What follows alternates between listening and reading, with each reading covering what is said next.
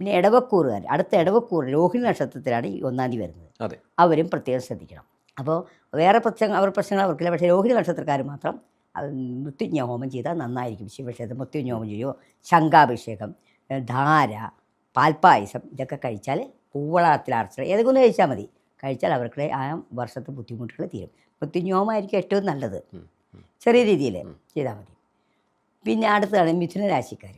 മിഥുനരാശിക്കാരെ സംബന്ധിച്ച് പറയുകയാണെങ്കിൽ ഇപ്പോൾ ചിങ്ങത്തിലേക്കാണ് വരുന്നത്. 3-ലാണ് ആദിത്യൻ. നല്ലതാണ്. 3-ൽ ആദിത്യനല്ല, ബാക്കിയൊക്കെ പ്രശ്നമാണ്. 3-ൽ ആദിത്യനാണ്. 3-ൽ ആദിത്യനാണ്. അവർക്ക് കണ്ടക ശരിയാണ്, കർമ്മത്തിൽ ശരിയാണ്. പക്ഷേ 3-ൽ ആദിത്യനുള്ളത് കൊണ്ട് വലിയ പ്രശ്നമില്ല.